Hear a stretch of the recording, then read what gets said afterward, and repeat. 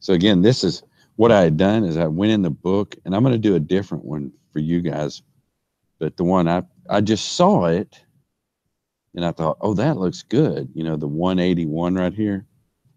However, I was thinking of something else.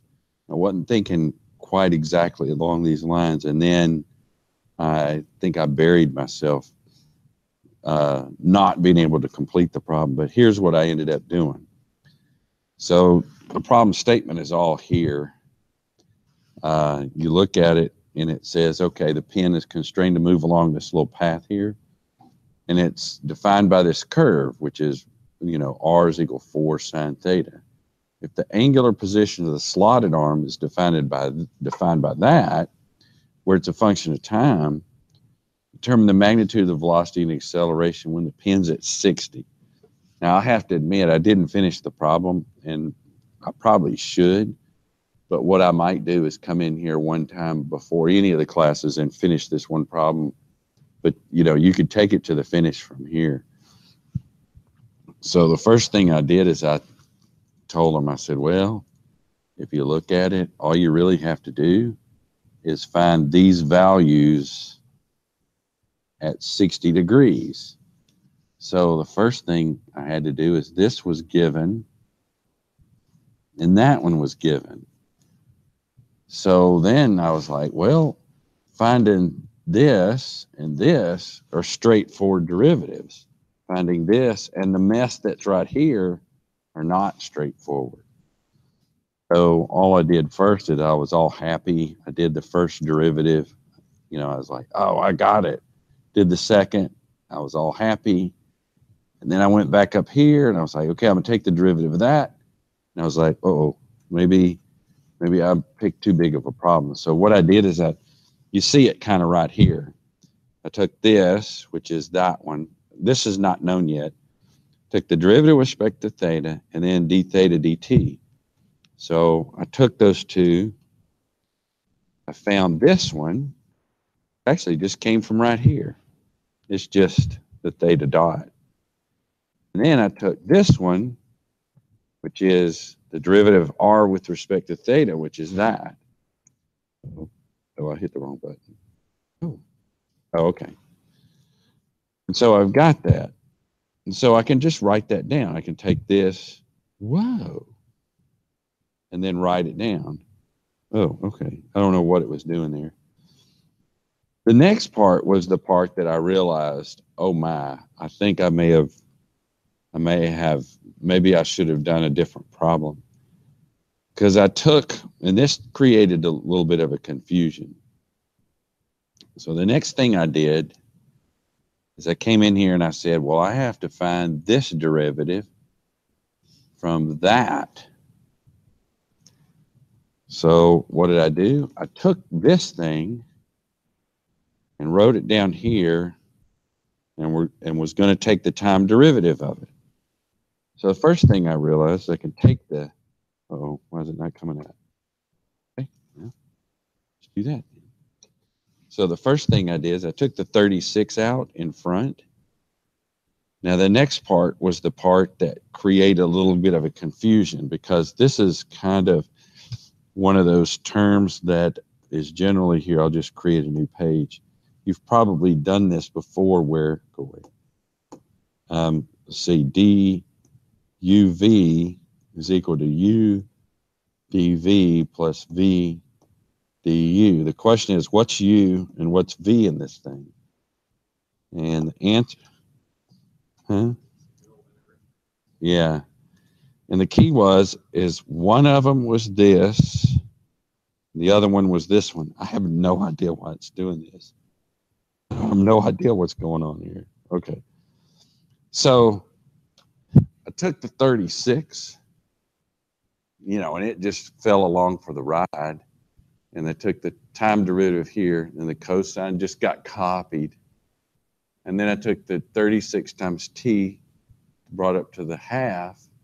And in that part was a little bit of an issue, because the box itself, okay, so this is the other part. The box itself the upper term, cosine of 2 theta, is not a function of time. So then I took just that term in the box and carried it across here. I took this term, I reached up and just copied it straight down from the table, took this derivative. Then I took this thing and shoved it back over here, and it got kind of outrageous to a certain degree. So if I shove that back into here, or here, let me take this off. I got too many coats on. Plus, I'm trying to pop my back as I do this because I sit too long, and I do that when I'm sitting there. So I took that, copied it back over. That box is the same as this. This is the same as that. And this just got copied to here. Now, you have to monkey around with the parts and realize, okay, so that gave me 18, that gave me 2, that gave me that. I took this stuff and I realized I canceled my 2, left my 9 and 36. I ended up with a square root of t and a square root of t, gave me a t. The sine of 2 theta just got copied down, so I ended up with this. And that's what stumped me a minute ago, because I didn't have MATLAB, and I downloaded Maxima and started solving it, and I got this term out of Maxima, which matches what I got. And a minute ago, I was looking for where I installed it, and it's gone. So I know I installed it. I know I did because I produced that from it. So that was on this computer when I left at lunch, and it's not there now. And so when I type in, I mean, yeah, I can see web results. That's where I downloaded it from. Let's see. It's right there. There it is. I hit the download. I bet you if I go to the download thing, I could probably find the file. Let's install it again, but I probably just won't even use it the rest of the day. So that's what I did last class period. What I was thinking about is just doing, okay, so if I slide forward,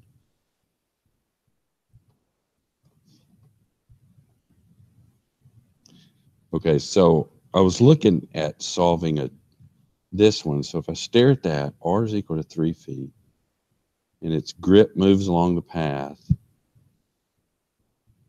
where theta is in radians. Secondary, determine the magnitude of the grip's velocity. I think what I might do is, instead of getting too complex, I'll do another one and show you, because I was going to do this the other day, and that was part of me picking that problem. I'm going to make up a problem and show you something interesting, and then this problem, you know, I'll just tell them in the other section they should go look at this video. And what I'll do is I'll borrow the problem from the other day. Whoops. Because there's 2 or 3 ways to do this. Let me see if I can go back and find it. The picture seems nice, and I guess that seems okay. So, and we've already done this one. So I think I might just stick with this one and do it and show you another approach towards this. And he doesn't come up with this approach. He doesn't even talk about it. But what I want to do is just give it to you, at least so that you see there's something different you can do. So let's just do this one. So he's just asking for velocity. So let's just do the velocity. Oh, there it went. Okay, I'm using the yellow still. So he had r is equal to 0.2, 1 plus cosine theta. Simple term. He's telling you at theta equal to 30 degrees, that theta dot was equal to 3.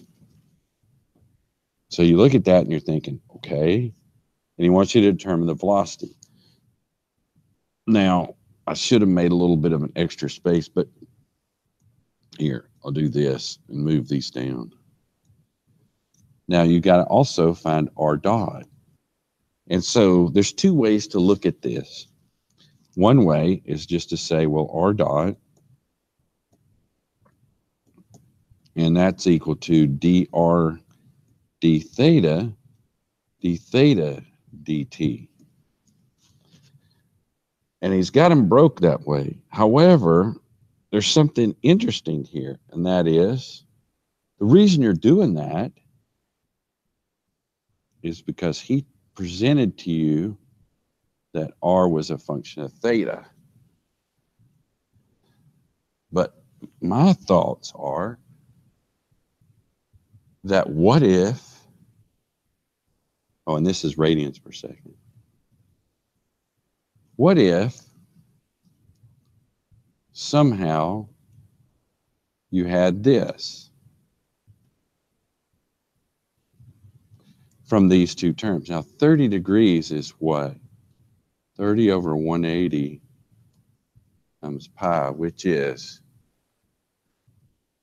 1/6.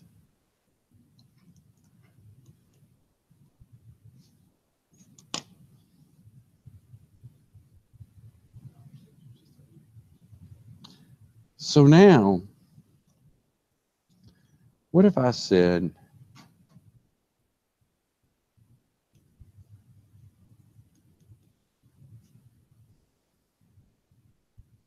and I also said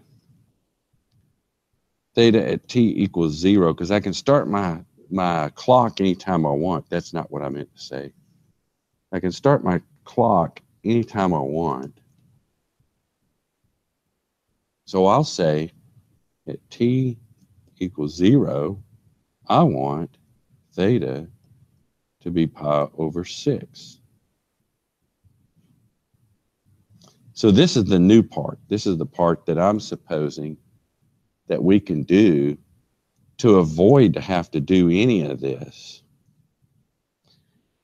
Well, if I do that, then automatically C becomes pi over 6 plus BT plus AT squared.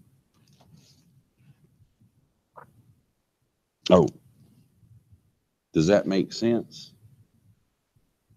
So I'm making this part up. I decided arbitrarily, my own decision, that I wanted at time equals 0, that the angle would be pi over 6. See, note, he didn't tell me what time this occurred at. So if I make it that, then I've simplified things. Actually, what I should do is this. I should copy this and then put this below it and put this above that. That makes better sense. So I arbitrarily, of my own free will, decided that. So now if I'm looking at theta dot t, it's equal to 2at plus b, right?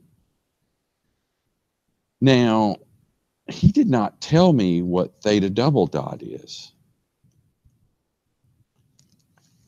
He didn't even ask me for the acceleration. So I'm going to contend that I can, okay, so if I did this and somebody said theta double dot t, it just becomes what? 2 times a. Why don't I make my life easy and say that that's just 0? If I did that, then at this point, my equation becomes theta as a function of time is equal to bt plus pi over 6. Now, at 30 degrees, he says it's 3 radians per second. So here's what I'll do, is I'll say, well, theta dot at t is equal to b times t. So if I stick in, I'm sorry, that shouldn't be there. The t shouldn't be in there. Sorry. That should be just b. Sales call. Call ended. I just picked it up and they hung up. Wrong number. Oh, lots of money. So since that's the case, that turns out that to make it so that it has to be, B has to be 3. So now through this little deduction, why did I just write that? Through this little deduction process, I've got, oh, there's supposed to be a t there. Okay, come on. T plus pi over 6. I've got an equation that fits what he's telling me, these two givens right here. So now I'm going to contend I don't want to do that. I refuse to do that. So if I do that, I say copy his equation down, 0.2, 1 plus cosine theta. Well, why don't I do this? I'll take this thing and stick it in there. R, which is this time, R, which is a function of t. Okay, that did not work out right here. Here, I'm just going to slide it to the right. For some reason, when you get to the edge of the screen, it doesn't work. The pen doesn't work right. R, which is a function of theta, now became R, which is a function of t, 0.2, 1 plus cosine of 3t plus pi over 6. Now, I don't have to do that differentiation that way. And so now, I think what I'll do is go back. I'm going to go ahead and download it again and install it again. It's the dumbest thing.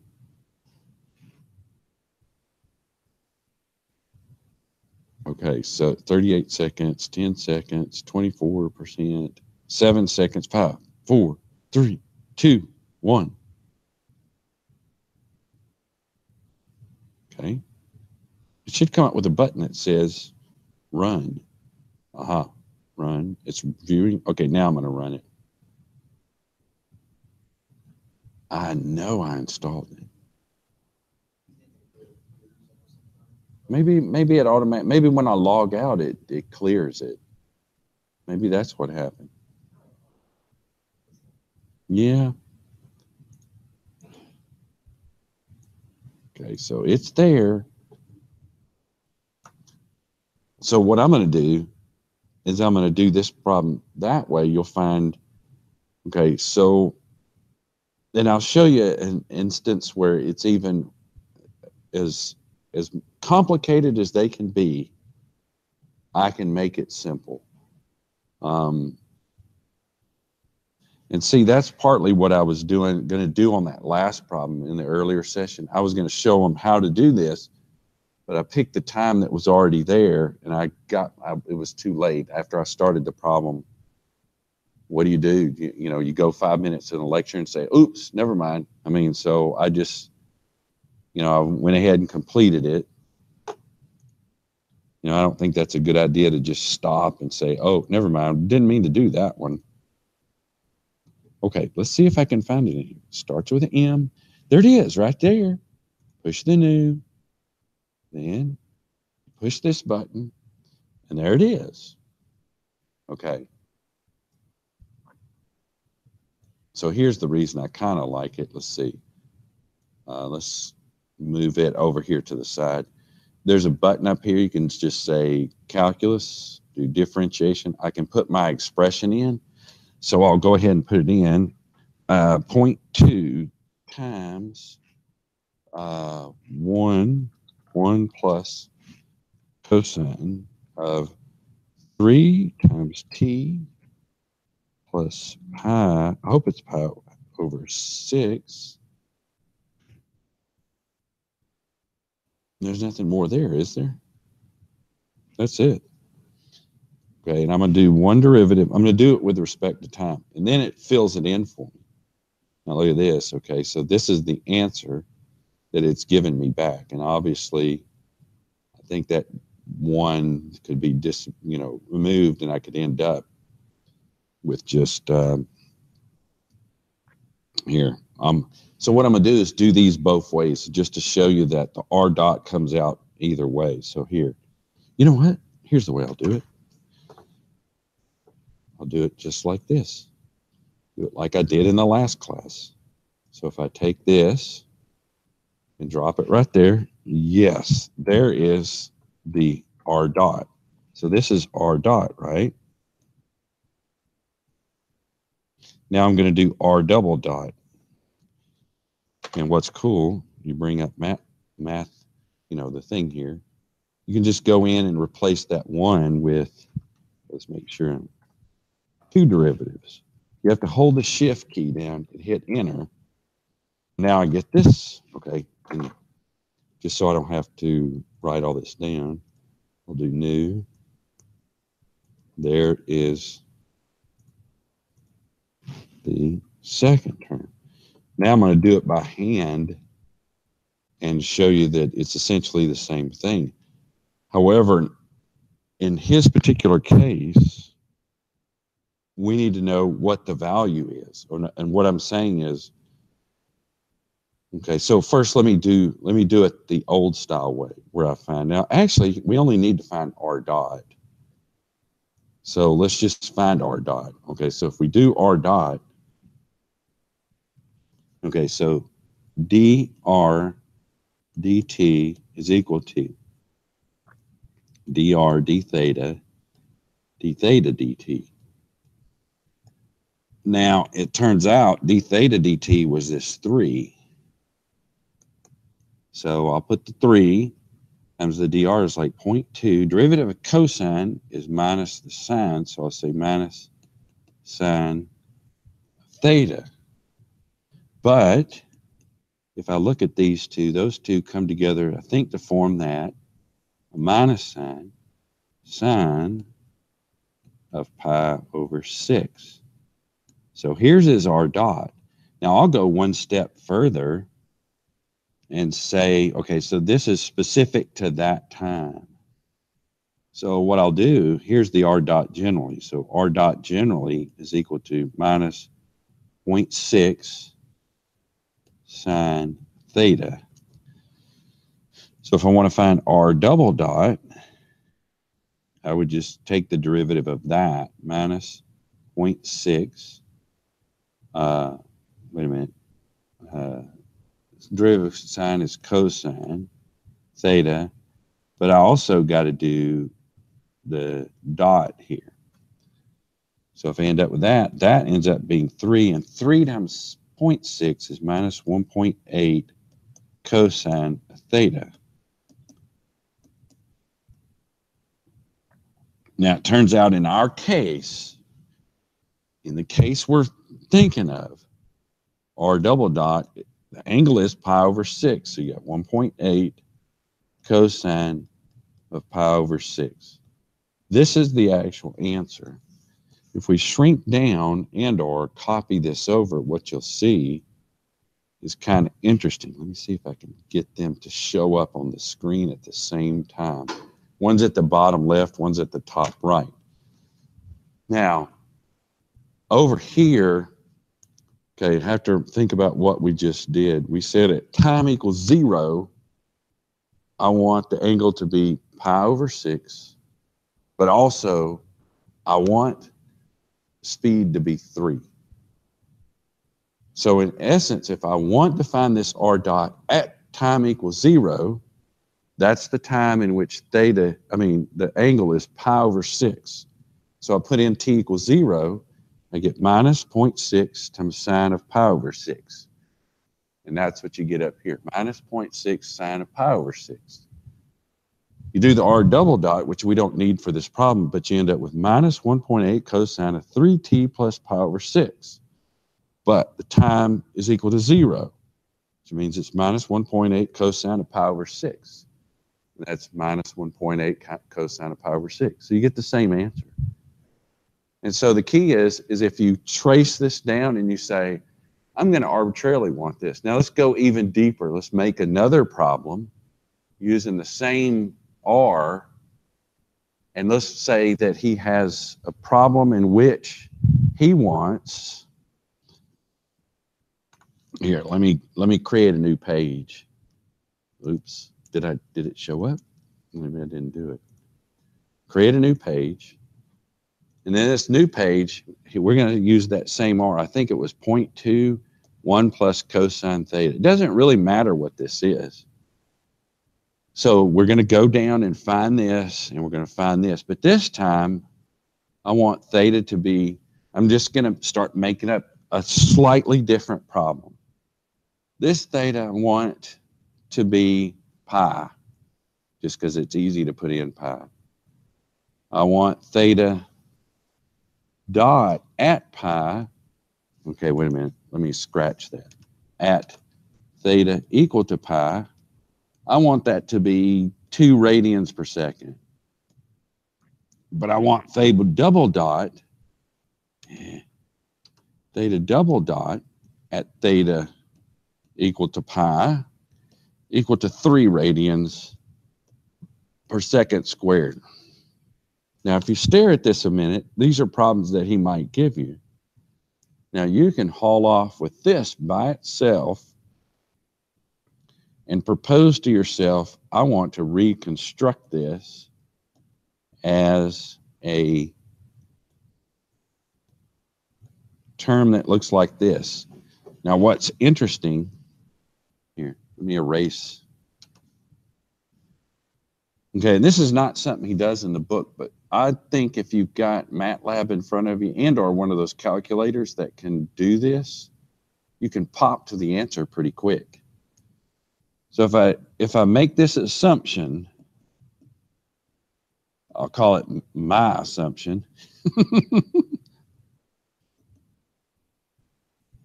Then theta dot is equal to 2at plus b. Theta double dot is equal to 2a. So I can go in reverse. The first thing I want to do, and the reason I only make it squared is because there's no reason to put a third power on there. If he's given it to you where he's given you a couple spots, why make it more complicated? You could, but there's no particular reason. So he's never really, he could give you something besides a quadratic somehow, but if he does, he's going to give it to you explicitly. So again, I say t equals 0 when theta equals to pi, which means automatically the first step would be theta t is equal to a t squared plus bt plus pi. Because if I put in t is equal to 0, I get out pi. The next step is I wanted theta dot at t equals 0. Well, if I do that, that's 2a t plus b. However, okay, so I should scratch this and I should say generally. However, at t equals 0, that means theta dot t equals 0 equals to b. If he did that, I just reach up here and copy that thing all the way down.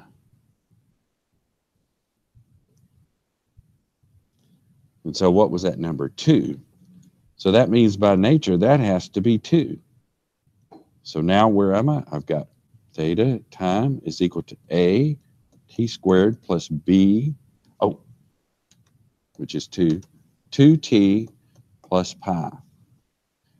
Last thing I need to tackle is my theta double dot at t equals 0 is 2a. For that matter, at t anytime is 2a. Oh, wait a minute. He told me that was 3. So that's 3. So this is given. And this one's given.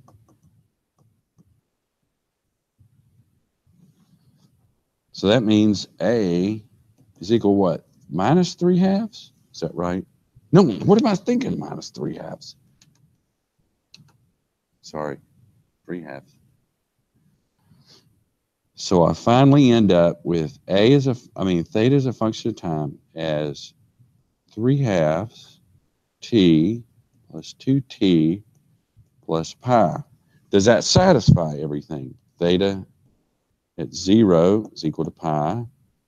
Theta dot, take the derivative at 0 is equal to 2. And theta double dot at 0 ends up being 3. So you've exactly satisfied that with this assumption that you've generated. Now, you just take that thing. Okay, so here, see if I can 1 plus. So now, copy this thing down. R is equal to 0.2, 1 plus cosine theta. So R now is equal to 0.2, 1 plus cosine of a mess in here. 3/2 t plus 2t plus pi. But the difference is this. This is R as a function of theta. This is R as a function of t. And that's how you clobber these problems and get rid of them. And that's also how you can turn around and go back to something like this.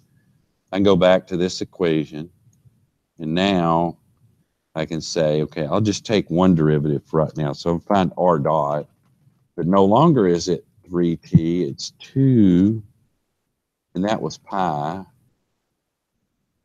So 2t, 3 divided by 2 times t squared plus. Is that right? Okay, did I copy that down right? Okay. So I'm trying to put the theta in there. 3/2 of t squared plus 2t plus pi. So now I can just do a straight up differentiation, and I can have it as a function of all time. Shift enter. So there's your equation there. Now, if you want to find the value at t is equal to 0, which would be pi, you'd put in t is equal to 0. That goes away, and that goes away. You get 0.2 times 2, which is 0.4 sine pi. It just gives you the answer. You don't have to worry about it. But for that matter, you can come back in, take two derivatives of it, and there's your, did I do that right? Did that wrap around? Yes, it did. Okay. So there it is for R double dot. So in just one sentence, of course, you see those got stayed in there.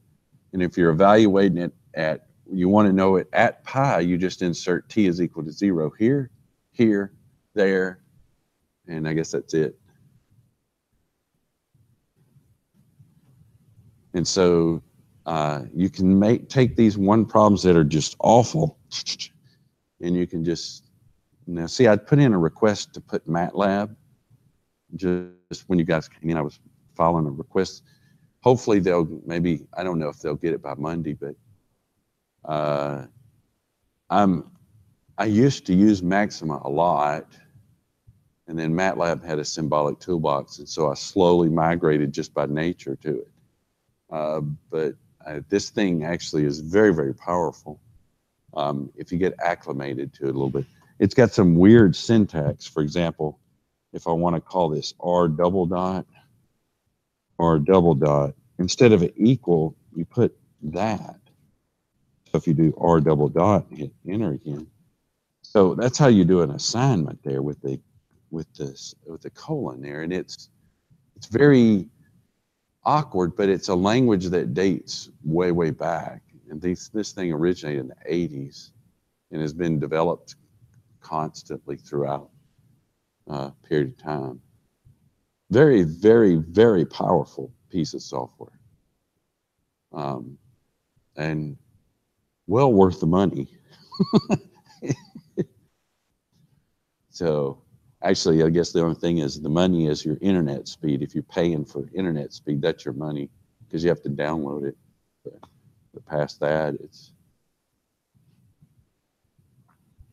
But hey, I mean, it's.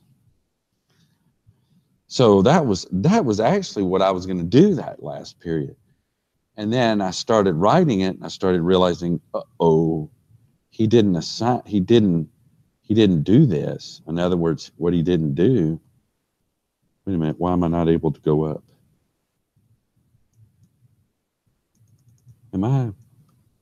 What's going on here? There we go.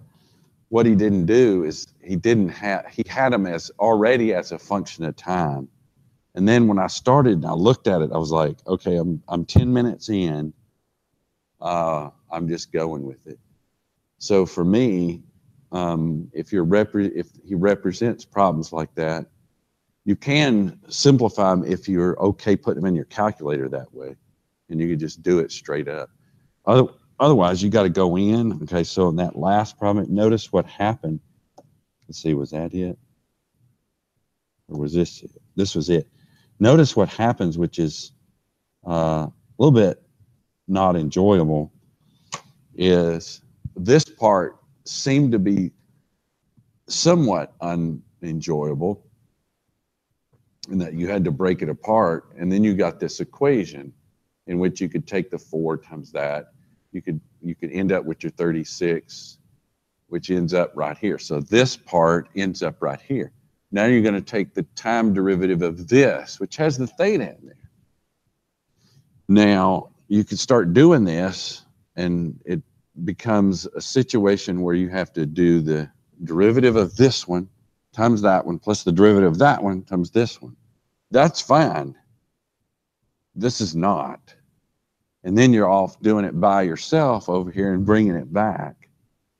And then what I did in class is I was like, okay, and so I guess I could do this one real quick because it's probably okay.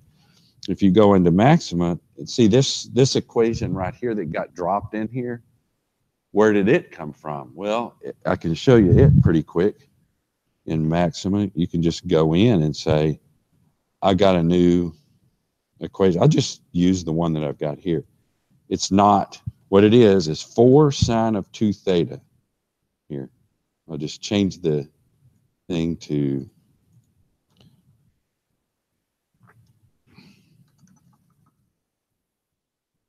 four times sine, but it's 2 theta.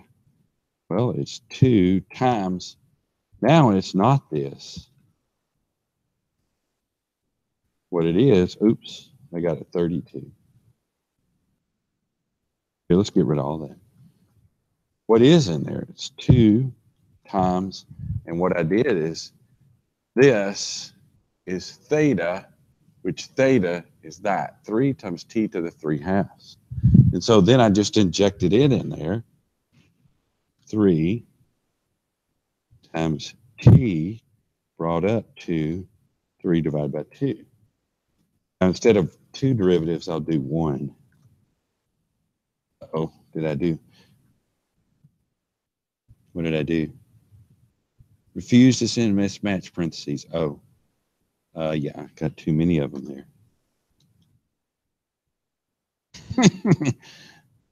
Okay, 1. Let's see if I got that one. Okay. So what you see is this is the first derivative of this with respect to time. 36 square root of t, 36 square root of t, cosine of that mess. But if you look at that mess, it's twice of that mess. Then you can do this again and do it with respect to not one, but 2 derivatives. And you get that. And that's what I copied and pasted. But it turns out if you stare at this, 18 cosine 16, that's 18 over square root of 2, cosine of 2t, that's what that is. I mean, 2 theta, that's what that is, minus 324, which I think someone checked that for me, and a t and a sine of 2 theta. And that's what I dropped right there. But this is what you get if you do that by parts kind of thing. And so in essence, if you would have gone ahead and taken this and injected straight in there, you could just write this out, bang, bang, bang, just like that. And you wouldn't have to do that. So, yeah, yeah.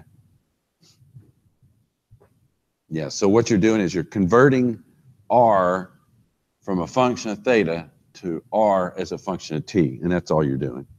So, and he doesn't generally say that anywhere in the book. He never works a problem that way. I think what he wants you to do is he wants you to exercise your calculus skills this way, or differentiation skills. That's okay, except, you know, there's no way to check yourself depending on what kind of calculator you have. If you've got a calculator that can take these and automatically insert them, MATLAB can do that, by the way. And this probably could too, but it's been so long that I haven't, you know, there's probably a way to represent. I bet you I could try that. Let me try this. I bet you I could go in and above here say theta is equal to, what is it, 3 times t brought up to the half? No, 3/2. Okay, so I bet you if I did that, okay, so there's my t. Now, I know I can mess this thing up. So here, I'm just do this. Times, let's see if it will take in the t here. See, it didn't. Now, I think, oh, I made a mistake there too. I think, now let me check something here. Okay, there may be, let me try this. Let's try this. I'm hitting on really old memories. Ah, there it was. Okay, so that makes this thing a function. Okay. Boy, old memories die somewhere in your brain cells. Sometimes they never do. Okay, so what I did, okay, now I remember this. This is a functional thing. It just spits it back to you. But now you can type in T1. Let me just try that. If I go down here and just type in, say, T1, what does it do? Uh-oh. Oh, I mismatched my parentheses. Yep, that's it. So that made it a function. Okay. So I have some memory. So I put in the value of t is equal to 1, and it gave me that. Just out of curiosity, let's see what happens if I put in t is equal to 2.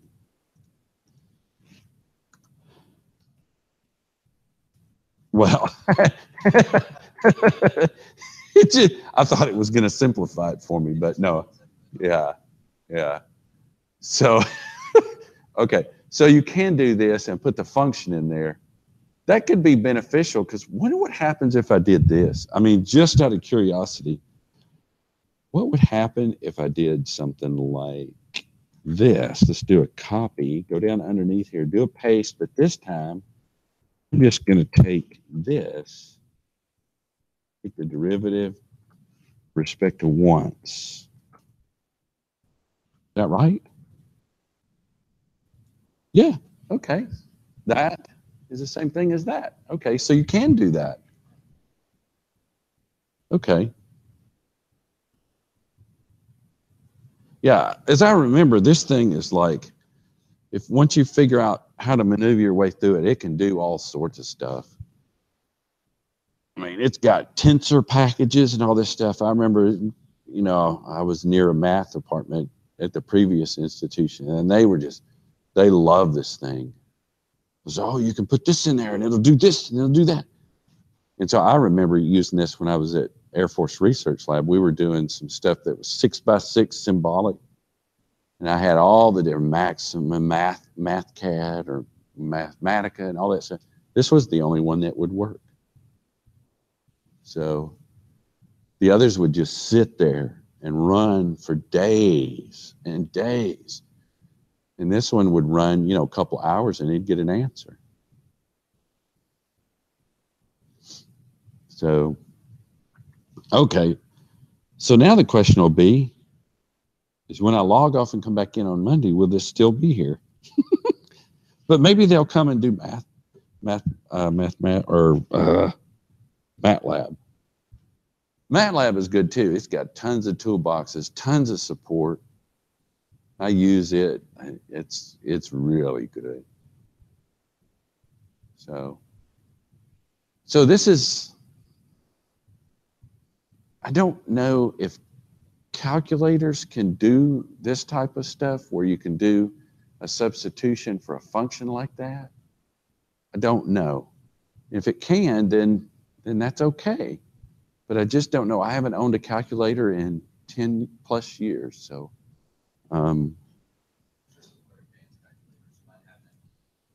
yeah, maybe they do. I don't know. I know somebody was showing me theirs, at the beginning of last semester. And I was kind of impressed. I mean, I almost thought I should buy one, but then I thought, the learning curve where I've got to figure that stuff out. And I'd rather sit in front of a computer anyway. So I couldn't bring myself to go buy anything. Right. Yeah. So anyway, I think, the homework is due on the 11th. With all this, you can poke at stuff. Maybe I've given you enough tools. What I'll do, I guess next week I'll start pulling out the ones I assigned and start poking at those. Because I've gone through this. I only have one section really left in chapter 12, which it should only take about a day. So I'm wondering if I should complete that one. So maybe I'll decide whether I'm doing that Monday. If I do that, I complete chapter 12, then I'll bang around on Wednesday and Friday. And then I think I have Monday and Wednesday or Friday of the next week. And then I think it's due. I think it's either due. Yeah, it's due on the 11th. So if I work on finishing up the chapter, then we'll bang it out on the 7th and the 9th. But maybe what I'll do is I'll come in class and draw it up first and see where we are. So if I draw it up and I've assigned 60 problems, I probably need 3 days to address each one.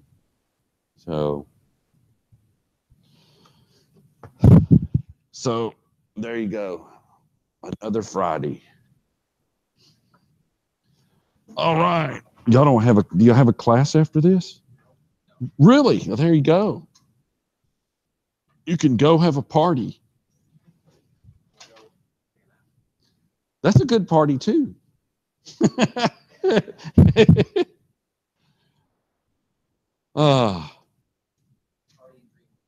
There you go. Sometimes that's a good place to be.